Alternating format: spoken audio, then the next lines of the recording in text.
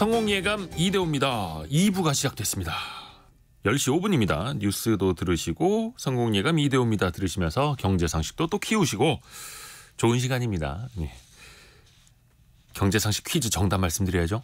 예, 정답은 좀 따뜻하게 다가왔으면 좋겠는데 기부입니다. 기부.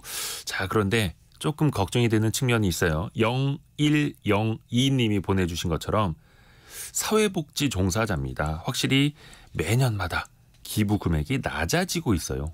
또 기부하실 때 금액에 대해서 많이 부담스러워 하시는데 금액 상관없이 마음이 우선이라고 생각합니다. 그렇죠. 마음이 우선입니다.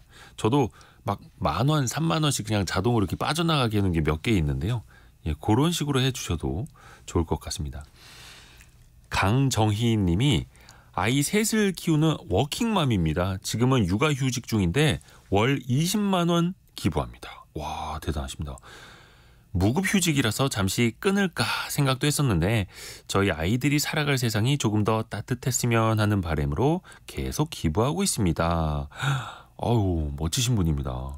무급휴직을 하고 계시는데도 기부 금액은 또 줄이지 않으시고요. 아유, 너무 멋지십니다.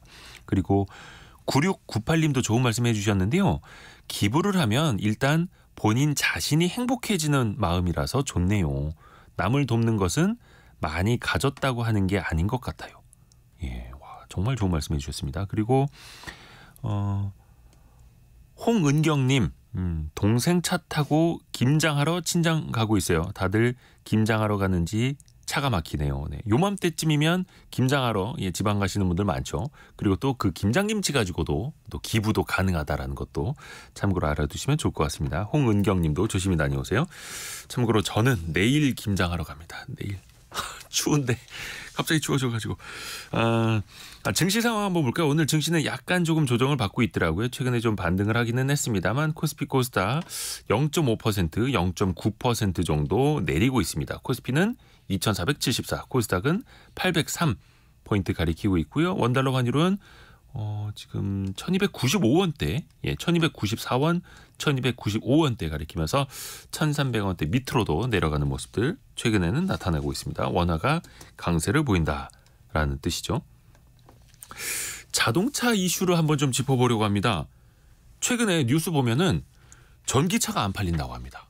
그래서 전기차 중고차 값도 떨어지고 있다고 하고요. 그런데 하이브리드 차량은 꾸준히 인기를 얻고 있다고 하고요. 또 그중에서도 대기업들이 중고차 시장에 진출을 하면서 또 판도를 뒤흔들고도 있습니다. 자동차 시장이 많이 바뀌고 있는데요. 퓨처 모빌리티 연구소 권용주 소장과 함께합니다. 안녕하세요. 네, 안녕하세요. 네. 최근에 참 연말이죠. 네. 연말에 보통 자동차 가격들 좀 할인하지 않습니까? 근데 최근에 보니까 제 체감인지 모르겠는데 할인폭이 더 커진 것 같아요. 뭐 어떤 뉴스를 보니까 예. 소나타 한 대를 할인해 준다. 예? 이런 기사 제목이 있었어요. 아, 소나타 수입차 한 대를 파는데 아하. 할인 금액을 따져봤더니 소나타 한 대 값이더라. 거의 한 4천만 원 할인이다. 그렇죠. 물론 원래 비싼 막 네. 1억대 중후반 하는 차이긴 합니다만. 근데 연말에 이제 이게 보통 할인폭이 많아지는 이유가 있어요. 네. 연초에 예. 올해 판매될 목표량을 세웁니다. 아. 자, 올해 우리는 뭐 100대를 팔겠다. 네네. 근데 점점 팔다 보면 한 2개월 남겨두고 생각보다 덜 팔았네. 그러면 이제 목표를 채우기 위해서 할인을 내보내는 게 있고요. 또 한 가지는 우리나라에는 저런 게 있어요. 배출가스 평균 총량제라는 게 있어요. 네. 이게 뭐냐면 한 회사가 자동차를 팔았을 때 전체 자동차의 배출가스 총량을 계산합니다. 아. 여기에서 일정 총량을 넘으면 규제 대상, 안 넘으면 통과. 그래서 연말이 되면 보통 이제 가끔 이런 경우 있어요. 전혀 예상치도 못한 소형차를 엄청나게 할인해 가지고 판매하는 경우도 있고, 네. 그거는 딱 배출가스 총량 맞추는 용입니다. 아하. 그다음에 이제 그 친환경차를 막 밀어내는 경우가 있어요. 네네네. 이때는 역시 배출가스 총량을 맞추기 위한 일종의 방법이다. 그래서 요걸 가지고 할인해 줄 때 크게 세 가지를 해주죠. 처음에는 이제 이자 할인을 한번 검토를 해보고. 네네네. 요즘 할부 이자. 그렇죠. 요즘 고금리니까 이자를 많이 건드려요. 그렇죠. 그다음에 두 번째는 옵션 할인해 줍니다. 자, 이걸 지금 사시면 요게 지금 150만 원짜리 옵션인데 그냥 드릴게요. 옵션 할인이고 하나는 이제 아예 통으로 가격을 낮추는 거죠. 네. 세 가지를 이제 자동차 회사가 그때그때 상황에 맞게 금리가 올라가면 금리를 가지고 얘기를 해주는 거고 금리가 낮을 때는 옵션으로 얘기를 해주는 거고 그 둘 다 괜찮을 때는 그냥 가격을 때로는 할인해주고 섞는 거예요. 근데 보통 그러면은 연말쯤 되면은 오히려 친환경 차량의 가격이 많이 할인된다. 또 이렇게도 해석할 수 있을까요? 최근에 전기차 할인 많이 해주잖아요. 예. 네, 목표량 못 채웠고 그다음에 생산한 재고 물량이 많다는 얘기입니다. 그러니까 올해 100대가 나갈 거라고 예상해서 100대를 만들어 놨는데 막상 뚜껑을 열어보니까 많이 안 나간 거죠. 그러니까 그거를 창고에다 계속 보관하느니 차라리 할인해가지고 내보내는 게 훨씬 더 제조사 입장에서는 손해를 줄이는 길이죠. 보통 이제 연말 되면은 자동차 그 연식 변경 앞두고 좀 할인하는 게 일반적이긴 한데 네. 특히 올해는 경기가 안 좋아서 더 많이 할인하고 막 이런 것도 있을까요? 그런 것도 있고요. 연식 변경은 사실 과거에 비해서 할인이 많이 없어졌어요. 왜 그러냐면 왜 연식 변경 때문에 할인을 해줬냐면 그 연식이 나중에 중고차 가격에 영향을 미쳤기 때문에 그렇죠. 연말에 나오는 거는 할인을 좀 해줬단 말이에요.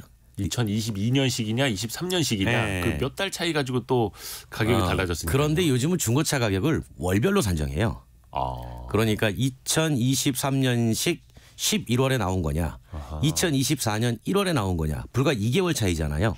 그 월별로 산정을 하기 때문에 과거에 비해서 연식 할인은 많이 없어졌고 대신 이제 목표량 때문에 할인해 주는 경우가 많아요.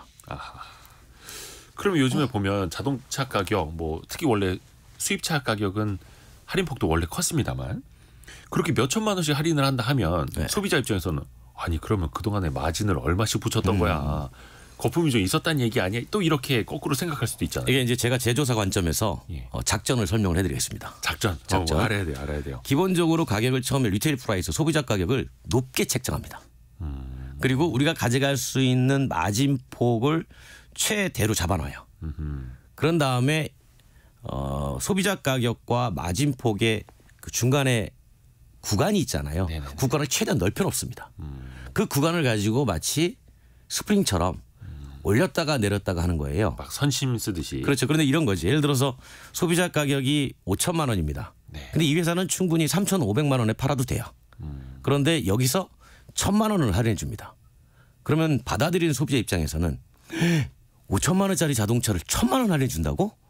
어마어마하구만. 네. 이렇게 체감하게 되는 거죠. 그래도 이 회사는 원래 자기네들이 잡아놨던 3,500만 원에서 500만 원 더 받는 거여서 이익이 남죠.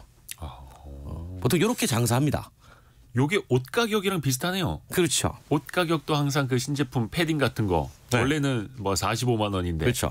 출시하자마자 20% 할인 뭐 이런 식으로. 그러면서 또 한 가지는 자꾸 자동차는 고가차를 유도하잖아요. 네. 우리가 이제 이런 얘기 많이 하지 않습니까?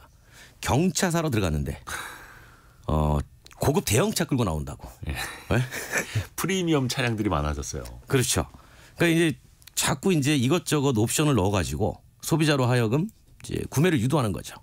그게 이제 우리가 이제 옵션 패키징이라고 그러는데 그 옵션 패키징 가지고도 상당히 그 작업을 많이 합니다.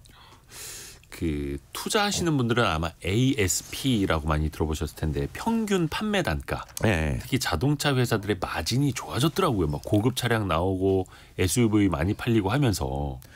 네. 그게 이제 마진이 훨씬 더 좋아지는 이유가 구조로 있죠. 가고 있다라는. 그러니까 자동차 한 대를 만드는 건 작은 차를 만드나 큰 차를 만드는 거나 비용은 조금 차이가 있어요. 네네. 그런데 우리가 소비자 가격에서 차이가 나는 만큼 그렇게 원가가 큰 차이가 나진 않아요. 그러니까 비싸게 파는 고급차일수록 마진율이 더 높아요. 네. 왜냐하면 거기다가 옵션을 많이 넣을 수 있잖아요. 그렇죠. 그 옵션을 다 가격으로 환산해 가지고 예를 들어서 5천만 원짜리 자동차에다가 100만 원짜리 옵션을 넣으면 5천만 원짜리 차를 사는 소비자 입장에서는 100만 원 크게 여기지 않습니다. 그런데 2천만 원짜리 자동차를 사는 분한테는 100만 원이 크죠. 그러니까 5천만 원짜리 자동차 사는 분들한테 옵션을 1,000만 원, 2천만 원짜리 막 패키지로 묶는 거예요. 그럼 이제 7천만 원, 8천만 원 되잖아요. 예. 그게 이익이 괜찮아요. 또 그 정도 차량을 사시는 분들은 또 그걸 선택을 하니까요. 그렇죠. 그리고 이제 그런 쪽으로 수요가 자꾸 증가하고 있잖아요. 그러니까 우리나라가 지금 중대형 고급차가 늘어난 이유가 보통 그 매슬로우 욕구 5단계에 보면 인간의 원천 욕구가 있지 않습니까? 그거를 소득하고 환산시켜 보면 보통 한 3만 불 정도가 넘어가면 그 나라의 중대형 고급차가 늘어나기 시작해요. 그러니까 우리가 지금 딱 그 시기고 지금 도로에 다니는 차들을 보면 정말 중대형 고급차 많죠. 그렇죠. 네. 그 메슬로우 욕구 5단계 중에 최정점이 인정받고 싶은 욕구다 보니 그게 이제 나중에 이게 자동차로 오면 예. 이제 연령이 60대가 되고 소득이 5만 불이 됩니다. 아. 자, 그때부터는 차 안 사요. 아 그래요? 왜냐하면 그때부터는 걸어 다닙니다. 오히려 그 운동을 위해서.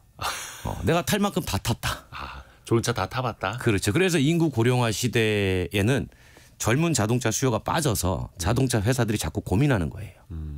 더 이상 살 사람이 없구나. 그러면 살 사람이 없는 데에 일정한 마진을 유지하려면 자꾸 자동차를 고급화시켜서 비싸게 판매가 돼야만 되는 거죠. 그래서 고급화는 계속 되는 거예요. 고급화는 계속 돼 가고 있고 자동차 회사들의 마진은 좋아지고 있고 지금이 딱 우리 국민들의 소득 수준으로 보나 인정 욕구로 봤을 때나 비싼 차들이 많이 팔리는 시기인 거고요. 그렇죠. 주차장에서 문을 닫았을 때 아무도 쳐다보지 않는데 한 번쯤 고개를 좌우로 보는 사람들이 많아지는 시기죠.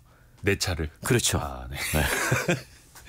또 그러려고 가장 비싼 그 내구재에 속하니까요. 자동차가 그렇게 또 사는 거기도 하고요. 자동차 산업 쪽으로 좀 들어가서 볼까요?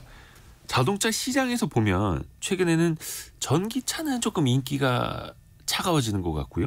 내연기관차는 그래도 뭔가 이거 환경 파괴라는 오명을 계속해서 이제 달고 가는 것 같고 하이브리드 차량이 계속 잘 팔린다면서요? 네, 뭐 이거는 이게 뭐 반짝 인기가 아니라 계속 가는 건가요? 하이브리드 인기는 반짝 인기가 아니고요. 전부터도 인기가 좋았어요. 그러니까 이런 거죠. 내연기관에서 하이브리드로 건너갔다가 전기차로 건너가느냐, 아니면 100% 내연기관에서 전기차로 건너가느냐, 아니면 내연기관에서 하이브리드와 배터리 전기차로 나눠서 건너가느냐. 그러니까 요 차이란 말이에요. 하이브리드 카가 처음 나왔을 때 그리고 전기차 시장에 막 개화되고 있을 때는 이건 그냥 중간 단계다. 그렇죠. 과도기적으로 필요한 거다 막 이랬었거든요. 근데 이제 지금은 어떤 상태냐면 이제 디젤 자체가 많이 축소가 됐지 않습니까? 예. 근데 디젤을 과거에 선택했던 소비자들의 이유는 뭐였냐면 고효율이었습니다. 그러니까 차는 좋아도 내 기름값은 적게 쓰겠다. 네. 그러니까 이런 욕망이 많아서 디젤을 많이 찾았는데 이제 디젤이 게이트도 터지고 여러 가지 문제가 되니까 제조사가 더 이상 디젤을 안 만들죠. 그러다 보니 그러면 디젤의 고효율만큼 휘발유에서 내는 게 뭐가 있어? 라고 봤더니 하이브리드가 있는 거예요. 그런데 이분들이 원래는 전기차로 넘어가느냐 하이브리드로 가느냐 이 두 가지 선택지에서 아 내가 하이브리드로 갔다가 전기차로 넘어갈까? 그러니까 이런 생각이 좀 많아진 거죠. 왜냐하면 뭐 잘 아시겠지만 전기차 얘기 나오기만 하면 네. 항상 같이 나오는 얘기가 충전 인프라가 부족해요. 그렇죠, 그렇죠. 뭐 이런 얘기 같이 나오잖아요. 그러니까 아직까지는 바로 넘어가기에는 부담스러우니까 일단 하이브리드에서 한번 정착을 하고 여기에서 고효율을 계속 유지를 하고 그 다음에 좀 상황을 보고 내가 전기차로 가든지 말든지를 결정을 하겠다. 이런 상황이 지금 만들어진 거죠. 그러면 이게 언제까지 갈까요? 하이브리드 차 인기가? 당분간 가죠. 네, 그러니까 이런 거예요. 어떤 회사는 이게 제조사마다 예측이 좀 틀린데 네. 어떤 회사는 내연기관에서 하이브리드를 거쳐서 배터리 전기차로 간다. 네. 이렇게 예측하는 회사가 있는 반면에 어떤 회사는 내연기관에서 하이브리드와 배터리 전기차가 갈라진다. 이렇게 예측을 하는 회사가 있어요. 그러니까 둘 다 어느 게 맞다라고는 지금 당장 볼 수가 없죠. 지금 당장은 일단은 어디로 갈지 모르지만 네. 디젤에서 하이브리드로 넘어왔다. 요거는 이제 불변의 진리. 그러니까 여기까지는 다 맞는 거예요. 네. 그러면 이제 하이브리드에서 전기차로 빨리 넘어가느냐 아니면 천천히 넘어가느냐 이제 그 차이만 남았는데 흥미로운 건 유럽연합이 2025년부터 하이브리드는 네. 친환경이 아니라고 규정을 합니다. 25년부터요? 네. 얼마 안 남았네요. 얼마 안 남았어요. 그러니까 하이브리드는 내연기관 자동차에 해당이 되는 거지 이건 친환경 차가 아니다. 이렇게 이제 규정을 하기로 결정을 했어요. 아하. 그래서 2025년부터는 유럽연합에서부터 하이브리드에 대한 세제 혜택이 다 사라집니다. 그러니까 우리도 그런 고민을 하고 있어요. 우리나라에서도. 우리나라는 그게 딱히 규정이 없나요? 우리나라는 하이브리드는 친환경입니다. 법률적으로. 분류가. 그런데 이 친환경법을 만든 게 하이브리드가 나름대로의 배출가스 줄이는 역할을 일정 부분 할 때였단 말이에요. 뭐 연비가 좋으니까요. 그렇죠. 네. 근데 우리가 지금 이제 내연기관에서 전기로 전환을 하려고 그러잖아요. 네. 이제 그랬을 때 내연기관에서 하이브리드를 선택하니까 자, 하이브리드는 내연기관의 연장선이다. 라고 보는 게 더 타당하다. 그래서 지금 이제 구매의 세제 혜택과 운행할 때 혜택을 좀 주고 있는데 이것도 점진적으로 없애는 게 맞다. 그래야 하이브리드 대 배터리 전기차의 구도를 만들어 놔야만 네. 소비자들의 선택이 전기차로도 많이 갈 수 있다. 이렇게 이제 정책적으로 판단하는 거죠. 일단은 양쪽을 다 이거를 자동차 회사가 전략적으로 이제 판단을 해서 가야 되는 거고 그 사이에서 소비자들의 관심은 계속해서 이어질 걸로 보시는 거고요. 하이브리드 차량. 네네. 근데 그 전기차 시장이 꺾였다고는 하는데 실제로 소장님이 보시기에도 전기차 시장의 인기가 좀 많이 식었습니까? 그게 이제 이렇게 시각을 우리나라의 시각으로 보면 네. 줄었어요. 그러면 이제 그렇게 분석할 수 있겠죠. 국내만 가지고 분석을 합시다 그러면 줄었네요. 전기차 인기가 시들하네요. 근데 이거를 이제 지구 전도로 펼쳐놓고 네. 자 글로벌은 어떻습니까라고 보면 글로벌은 전년 대비 41%가 증가했어요. 네. 근데 글로벌은 증가했군요.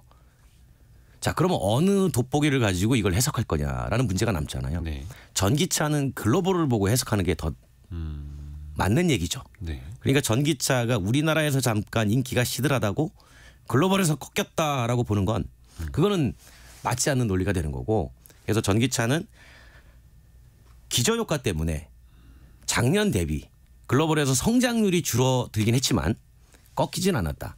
제가 이거를 가만히 분석해 보니까 2013년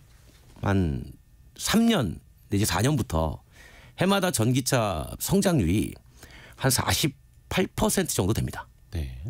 근데 우리가 이제 코로나 이후에 갑자기 109%가 돼요. 성장률이. 그러니까 작년이죠.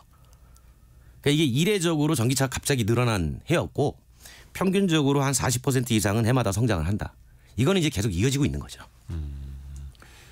그리고 조금 전에 그 행정복지센터의 전산망이 조금 지금 장애가 있다라는 마비가 되었다라는 그런 뉴스가 좀 들려오고 있는데요. 그래서 그 주민센터 가셨을 때 그 민원 서류를 지금 뗄 수가 없는 그런 상황이라고 하네요. 행안부에서 이거를 지금 조치를 하고 있는데 혹시나 주변에 뭐 주민센터라든지 복지센터 가셔서 서류를 떼려고 하셨던 분들은 좀 가시기 전에 미리 한번 문의를 해보고 전화 문의를 해보고 가시는 게 좋을 것 같습니다. 행정복지센터 전산망 지금 상태가 좀 안 좋다라는 속보가 좀 들어와 있고요. 자 그러면 전기차를 만들던 완성차 입장에서는 이것도 어떻게 보면 이제 시장을 보면서 그렇죠. 생산량이라든지 시장 공략을 좀 분배를 다시 해야 되지 않겠습니까? 그러니까 이제 그 두 가지의 전략들이 있어요. 제가 가만히 보니까 글로벌의 자동차 회사마다 판단들이 다 달라요. 네. 그러니까 어떤 회사는 잠깐 주춤하지만 해마다 40% 이상씩 성장하는 거는 계속 될 거이니 줄이지 마. 더 늘려. 해서 가는 회사가 있고 길게 보면 그렇죠. 어떤 회사는 야 일단 줄었으니까 우리가 단기적으로 3년에서 5년 정도를 내다보면 네. 그때까지는 그때까지는 계속 투자를 해야 되는데 지금 당장 투자해가지고 3년에서 5년 뒤에 생산할 물량을 다 팔 수가 있을까? 그건 좀 위험할 수 있는데 라고 하는 회사들은 잠깐만 숨 좀 고르고 가자. 네. 이런 상황이에요. 그게 대표적으로 우리가 뉴스에 나오는 미국의 이제 GM이라든가 이런 회사들은 5년 뒤를 보니까 어떻게 될지 모르겠어. 라고 하니까 잠깐 주춤하다 보니까 이제 우리나라 배터리 회사들이 그들과 합작해가지고 공장 짓고 막 이런 거 있잖아요. 네. 거기서 주춤한다는 얘기가 나오는 거고. 그렇죠. 반면에 현대차 그룹은 끄떡없어. 계속 간다. 5년 뒤든 10년 뒤든 우린 그냥 갈 거야. 라고 하니까 이쪽은 계속 빨리 가려고 하고. 그러니까 이 어느 게 더 맞다라고 얘기하기는 지금은 단언할 수 없으나 장기적으로는 전기차 시장으로 계속 전환되는 속도가 빨라질 거라고 보는 거예요. 근데 그 이유는 뭐냐면 전기차가 크게 이제 두 가지의 축을 가지고 움직여요. 네. 하나는 규제의 축, 하나는 소비 시장의 축. 근데 지금 말씀하시는 거는 소비 시장, 즉 소비자들은 조금씩 과거에 비해서 관심이 떨어졌는데 여기서 규제를 막 가하면 제조사만 힘들어지는 거 아니냐. 그럼 제조사는 어떤 선택을 할 것이냐가 남겠죠. 이때 제조사는 이 규제는 어떻게 해서든지 맞춰야 되겠고 소비 시장이 사지 않는다면 어떻게든지 소비자들이 전기차를 살 수밖에 없는 환경으로 만들어갈 거예요. 좀 단적으로 얘기하면 그냥 내연기관의 제품 종류를 확 줄여버리고 전기차의 제품 수를 확 늘려버리면 아하. 소비자 입장에서는 전기차를 선택할 가능성이 더 높아지죠. 그렇죠. 그러니까 이런 식의 인위적으로 바꿀 가능성도 배제할 수는 없는 거예요. 자신들이 시장을 만들어갈 수가 있는 거네요. 그렇죠. 그래서 저도 참 궁금했던 게 최근에 보면은 해외에서도 그렇고 전기차 생산 공장 뭐 투자를 좀 더 늦추기로 했다라는 데들도 나타나는데 그거는 업체마다 상황 파악에 대해서 어떻게 대응하느냐의 차이니까요. 다만 그게 어떤 결과를 불러올지는 봐야 알겠네요. 그렇죠. 그게 예를 들어서 5년 뒤에 갔는데 지금 잠깐 주춤한 회사가 5년 전에 잠깐 주춤한 거 지금 주춤한 거 있잖아요. 야 그때 주춤하지 말았어야 돼. 그렇게 될 수도 있는 거고 5년 뒤에 가봤더니 야 5년 전에 잠깐 주춤한 걸 너무 잘했어. 라고 할 수도 있는 거죠. 소장님이 보시기에는 어떤 게 지금 옳은 전략일 것 같아요? 제가 뭐 그 최고 경영자가 아니어서 판단은 못 하겠는데 저는 계속 갈 거라고 봐요. 방향이 달라지지는 않는다라는. 이게 왜 그러냐면 우리는 지금 전기 자동차를 우리가 방송에서 지금 얘기를 하고 있잖아요. 네네. 그러니까 소비자 관점에서 전기차를 얘기를 하고 있습니다. 소비자 관점에서. 네. 그러니까 가격이 얼마야? 에너지 비용이 얼마야? 뭐 승차감은 어때? 상품성은 괜찮냐? 뭐 이런 것들을 가지고 접근하는데 이 전기차로 바꾸는 글로벌의 큰 명분이 하나 있어요. 이거는 기후 환경이라는 거죠. 네네. 그 기후 환경에 대한 압박이 계속 강화된다는 거예요. 그러니까 우리가 2025년이면 내연기관의 배출 규제의 가장 최고봉이라고 하는 유로 7이 그 배출 단계인데 네. 그 7단계가 드디어 유럽연합에서 적용이 됩니다. 네. 지금의 내연기관 기술은 맞출 수가 없어요. 그러니까 지금 하이브리드 바꾸는 것도 다 그 배경이에요. 그 배출 기준 못 맞춥니다. 그래서 바꾸는 거거든요. 거의 그냥 7단계 정도의 유로 기준이라면 그렇죠. 그냥 내연기관차 만들지 마. 거의 그런 기준이네. 내연기관으로 맞추는 게 거의 불가능합니다. 그래서 하이브리드로 바꾸는 거예요. 어차피 못 맞추니까. 그러니까 이렇게 규제가 사용하는 에너지를 자꾸 바꾸도록 만들어내는 거죠. 그런 측면에서 이제 저는 계속 갈 거다라고 보는 겁니다. 다만 아까도 서두 이야기를 하셨습니다만 충전 인프라. 근데 지금 9734님이 저는 택시 전기차를 운행하고 있는데 너무너무 충전 시간이 길어서 너무 스트레스 받습니다. 1시간 30분 내지 2시간 걸리는데 매일 이렇게 긴 시간 충전한다면 얼마나 스트레스 받나요? 병날 것 같습니다라고. 그러니까 그게 지금 이제 충전 방식도 지금 말씀하신 것처럼 이거예요. 이제 전기차가 우리가 가정이나 산업용에서 쓰던 전기를 도로로 끄집어낸 거 아니겠습니까? 네. 그러면 도로의 인프라가 새롭게 하나씩 만들어지는데 시간이 좀 필요할 겁니다. 그리고 도로에서 전기차를 충전하는 방식도 조금씩 바뀔 거예요. 우리가 왜 전기 자동차는 배터리가 있는 거고 그 배터리는 전기를 담는 그릇이잖아요. 네. 그러니까 그릇에다가 전기를 넣어주는 방식은 꼭 꽂아야만 되나요? 이미 전기가 담겨진 배터리로 교체해주면 안 되나요? 그게 중국에서는 이미 그렇게 상용화한 업체가 있더라고요. 그렇죠. 그다음에 무선으로 충전할 수도 있고. 그러니까 이 전기를 담아주는 방식은 다양하게 기술이 개발돼 있다. 다만 우리가 어떤 거를 주력으로 쓸 건지는 지금은 꽂아서 충전을 하지만 이걸 다 혼용해서 쓸 수 있는 방식으로 계속 진화가 가능하다는 겁니다. 네. 그러니까 지금은 초창기니까 조금 불편해요. 근데 이것도 불편함 해소해 드리려고 환경부가 2030년까지 지금 24만 기의 전국에 충전기가 있는데 이걸 123만 기로 늘리기로 했습니다. 그럼 조금 나아지겠죠. 근데 동시에 일부 분에서는 자 우리도 중국이 하고 있는 배터리 수압 방식 이 교체식 하자. 예, 배터리 교체 방식. 그렇죠. 요거 하자라는 얘기도 나오고 있고 그러니까 다양한 충전 방식이 등장할 거라는 거죠. 그러면 충전이 좀 편해지고 그러면 이용자의 불편함이 줄어들고 그렇게 되면은 배터리 용량을 큰 거 안 써도 되고 충전이 편하니까. 네. 그럼 가격이 떨어지죠. 네. 그래서 경제적인 접근이 쉬워지는 그 구도를 만들려고 하는 거예요. 물론 그 인프라를 다 구축해야 하는 데까지는 또 쉽지 않은 과정이 또 필요하고요. 돈도 많이 들 테고요. 네.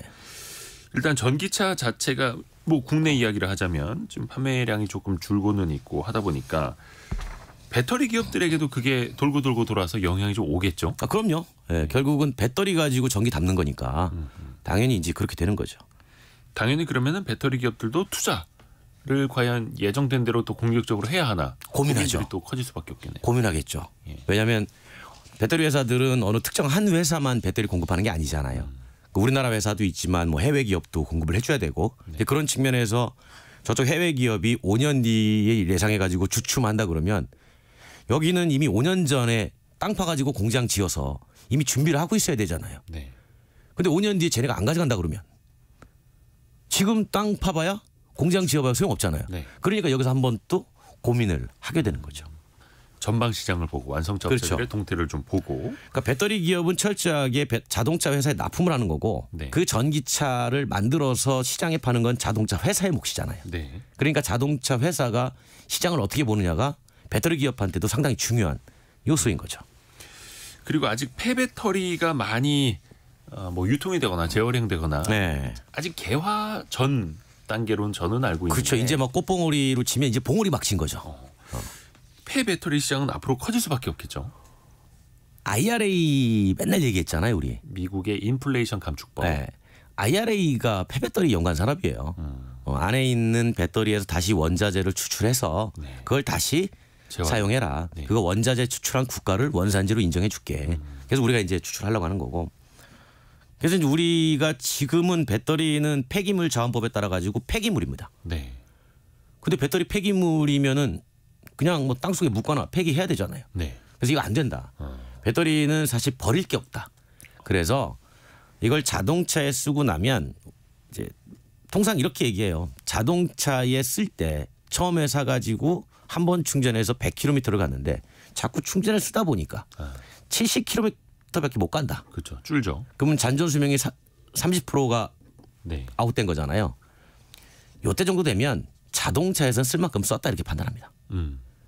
그럼 이제 폐차할 때가 돼요. 네. 그럼 이제 폐차하면 배터리 꺼내죠. 네. 꺼내가지고 소분합니다. 소분. 그래서 작게 만들어서 자전거, 뭐 조그만 바이크, 그리고 뭐 배달용 조그만 로봇 네. 여기에 쓸 수 있어요. 아하. 그러니까 여기에 쓰다 보면 또 수명이 떨어지겠죠. 그러면 이제 수명이 한 최소한 30%밖에 안 남아요. 네. 그러면 이제 다 썼다. 이때는 다시 그 안에 들어간 소재를 추출. 아예 원료를 추출해 버리는. 그렇죠. 추출해가지고 다시 셀 만드는 회사에 갖다 주고. 그럼 그 셀 만드는 회사가 셀을 만들고 다시 팩을 만드는 회사에 갖다 주고. 네. 팩을 만들면 다시 완성차 공장으로 오고. 요 순환 과정을 우리도 하겠다라고 해서 며칠 전에 민간 사업자들이 산업부에 제안을 했고요. 산업부가 법을 아예 배터리 재사용법, 배터리 사용관리법을 제정하기로 했습니다. 아하. 관련 제도를 이제 더 확충해 나가는 거고요. 그게 배터리 뭐 여권 제도 뭐 이런 식으로도 표현이 되나요? 그렇죠. 일종의 뭐 배터리에다가 주민등록 번호 같은 거 부여하는 거죠. 그래가지고 번호 가지고 얘가 지금 어디 사용되고 있나 끝까지 추적 관리하겠다는 거예요. 그 배터리는 근데 이게 정리가 됐는지 모르겠는데 자동차용 배터리가 전체 자동차 전기차에서 거의 한 40% 가까운 비용을 차지한다 하지 않습니까? 예. 그럼 그 배터리는 누구 겁니까? 차를 산 소비자 거라고 소비자 당연히 거죠. 생각을 하는데. 처음에 사면 소비자 거예요. 네. 그런데 보조금을 주잖아요. 네. 그래서 보조금을 준 자치단체가 반납 권한도 갖고 있어요. 반납 권한이요. 그렇죠. 그러니까 내가 폐차한다 그러면 보조금이 들어갔으니까 반환을 받는 거죠. 보조금이 들어간 물건이니까. 근데 그게 나중에 문제가 됐어요. 수출할 때. 네네네. 중고 전기차를 해외에 수출하려고 그러는데 배터리를 자치단체에 반납하고 차체만 수출을 해야 돼요. 아 말이 안 되네요. 말이 안 되잖아요. 그래가지고 요거는 이제 예외로 인정해주고 지금 이제 배터리 소유권을 인정을 해줍니다. 개인에게. 아. 근데 이제 최근에 이런 제도도 만들어졌죠. 우리 이대호 아나운서가 전기차를 샀어요. 네. 보조금 받고 샀습니다. 근데 개인 거예요. 네네. 근데 그 배터리를 제가 다시 삽니다. 그리고 제가 매월 이대호 아나운서한테 배터리 사용료를 받아요. 네네네. 마치 집안의 정수기처럼. 네. 그런 사업도 등장을 했는데 그 사업에 뛰어드는 곳이 대부분 금융사업자들이에요. 아 리스처럼. 그렇죠. 왜냐하면 배터리 없이 자동차 안 굴러가잖아요. 예. 그러니까 가장 완벽한 금융상품입니다. 자동차가 금융상품인 것처럼. 이 계약 해지를 할 수가 없는. 없죠. 네.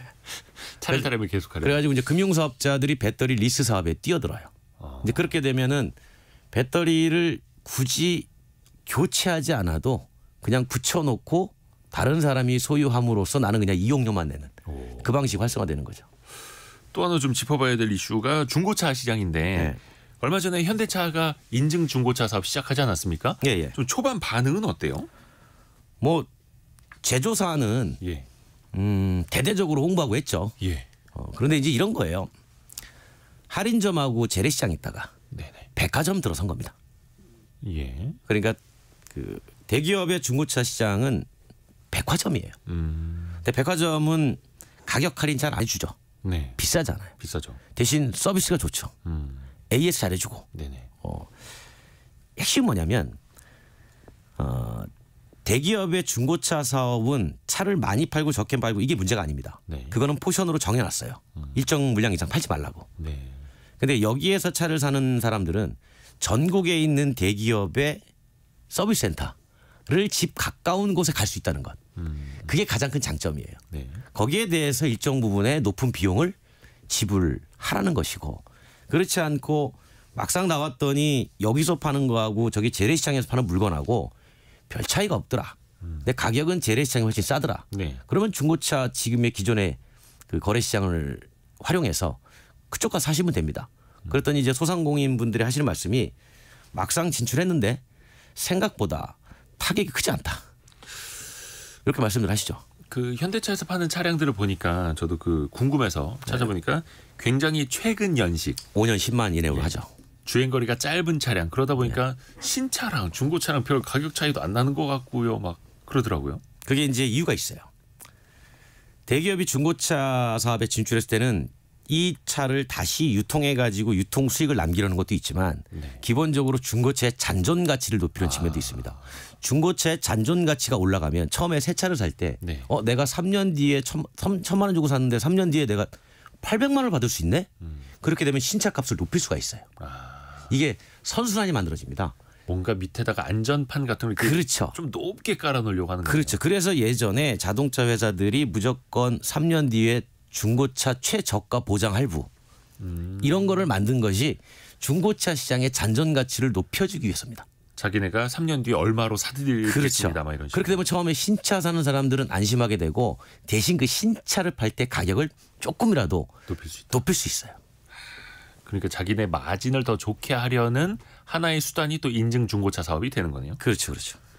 또 뭐 KG 모빌리티나 롯데렌탈이나 다른 대기업들도 중고차 사업에 좀 뛰어들 수 있다. 네, 왜냐하면 이제 더 허용됐으니까 렌터카 사업자들도 당연히 이제 소비자들이 장기 렌탈 3년 4년 들어간 거는 회수를 하니까 그거 가지고 이제 자체적으로 할 수가 있고 이제 뛰어드는 거죠. 근데 이제 중고차 시장에서는 일부 딜러들의 조금 부도덕한 행위가 좀 많이 있었는데 대기업들이 진출하면서 좀 투명해지지 않을까라는 기대가 있고 그거 별개로 중고차 값도 좀 싸질 수 있을까요? 대기업들이 들어오면.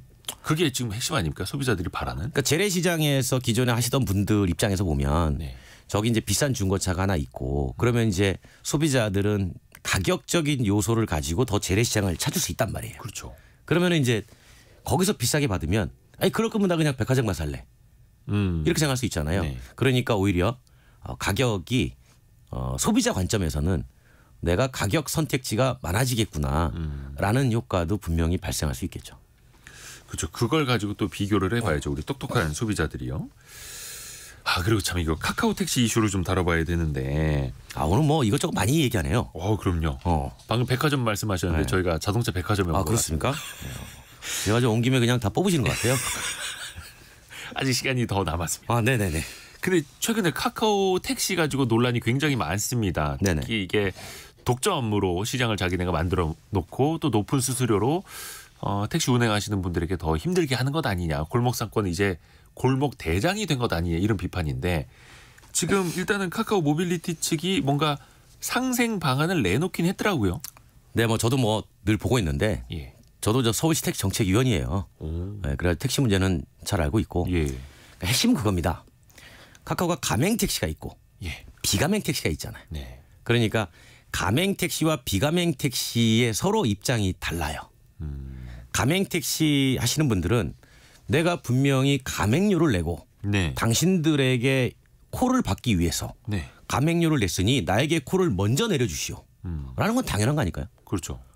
반면에 비가맹 택시는 그거랑 관계없이 공정하게 콜을 내려주시오. 라고 얘기하는 거예요. 핵심의 갈등 거기 있습니다. 그래서 공정거래위원회는 카카오에다 뭐라고 그랬냐면 둘 중에 하나만 하세요.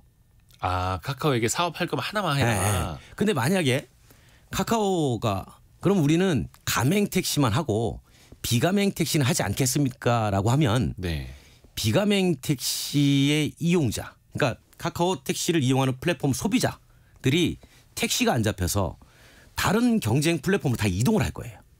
그럼 카카오는 그게 싫겠죠. 네, 다 잡아야 되는데. 그걸 다 잡고 하려니까 지금 이 갈등이 생기는 거예요. 그러니까 지금 뭐 하나 놓치지 않고 가맹, 비가맹 다 하려다 보니까 양쪽에서 비난을 받는. 그렇죠. 그런 그러다 상황이네요. 보니까 일종의 이게 시간 벌기 싸움이 되는 거죠. 예. 무슨 얘기냐면 그러면 가맹 택시 대수를 늘려야만 네네.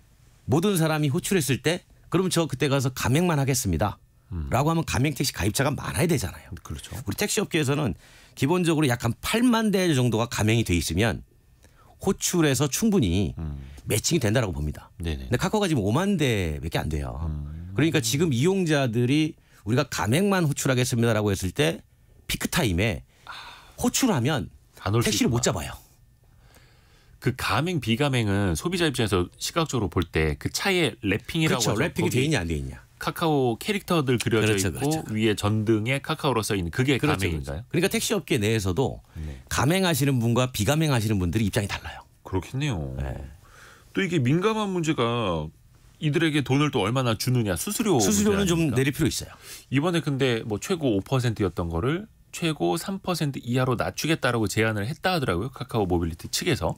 경쟁사들이 2%대니까 근데 이제 기본적으로 이런 거죠. 플랫폼 사업자는 수수료가 수익이잖아요. 그렇죠. 결국 그거 벌려고 우리 이 사업하는 배달료 거죠. 같은 경우도 엄청 비싸지 않나요?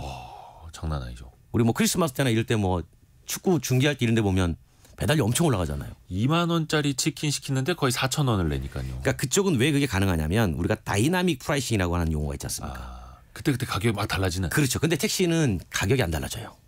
법으로 정해져 있죠. 그렇죠. 그러다 보니까 다이나믹 프라이싱이 불가능합니다.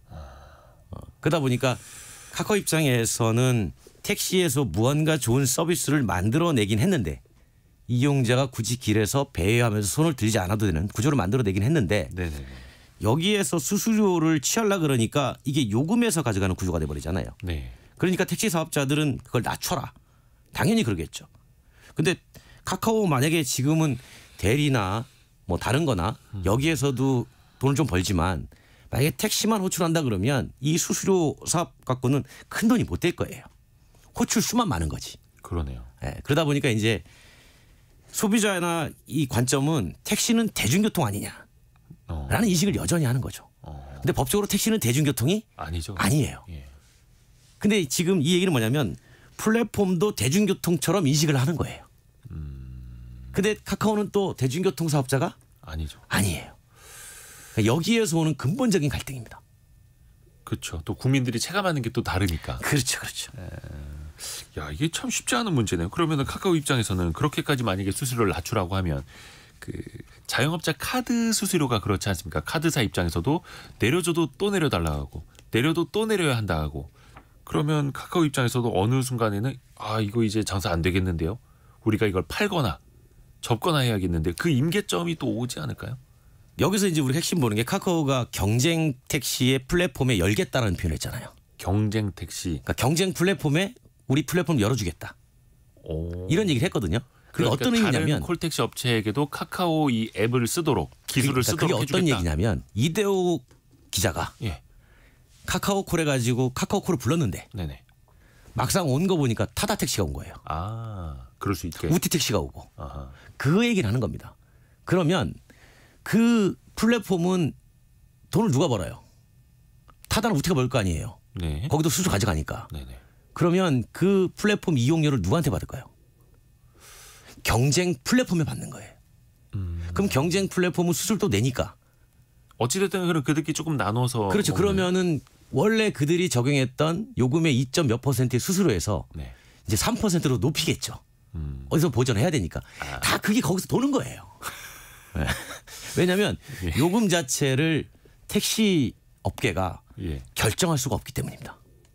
그러면 궁극적으로는 경쟁사가 탄생을 하더라도 그리고 이 카카오 T 플랫폼을 경쟁사에 열어주더라도 비용적인 측면에서는 다 그게 그거일 거다. 흘러가는 거예요. 여기서 낮추면 저희가 높아지고 근본적으로 이걸 뭐 어떻게 해야 될까? 그러면 이게 되게 어려운 문제네요. 택시 문제 해결하면 예. 뭐 우스갯소리로 네. 대통령 된다는 말이 나올 정도였어요 한때는. 제가 국회에서 직접 들은 얘기입니다. 거의 노벨상 받을 수 있는 네, 수준으로. 왜냐하면 그만큼 어려운 문제입니다. 그러네요. 와. 그러면은 이게 어떻게 보면 지금 가장 많이 이야기하는 게 카카오라는 이 플랫폼의 독점 문제 많이 지적을 하는데 경쟁사 제2, 제3의 경쟁사가 뛰어들기도 그러면은 용이하지 않은 쉽지 않은 시장이라고. 결국은 카카오 택시가 비가맹 택시 콜을 놔야 경쟁사도 할 수 있는 거죠. 근데 경쟁사도 만약에 비가맹 택시 쪽으로 이용자를 늘리면 결국은 여기도 수수료 높게 돼 있어요. 수익이 없는데 어떻게 해요? 네. 무료로 계속 호실릴 수는 없잖아요. 네. 네.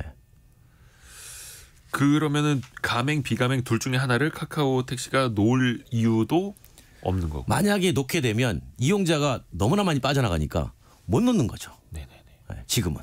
그러니까 두 손에 잡은 거를 다 못 놓는 거예요. 네. 그러다 보니까 문제 해결이 쉽지 않은 거죠. 어디서부터 이 혈맥을 뚫어야 됩니까? 꽉 막혀 있는데. 그래서 저는 항상 그래요. 요금의 결정권의 일부를 이제는 민간 사업에다 넘길 때가 됐다. 아, 택시 요금을 법으로 정하지 말고. 그렇죠. 법으로 정하는 건 공공택시로 가고 그다음에 이제 앞으로 민간이 하는 고급화되는 택시들은 결정권을 우리 저기 요식업처럼 민간 사업자에게 줘라. 그러면 수수료 문제가 해결됩니다.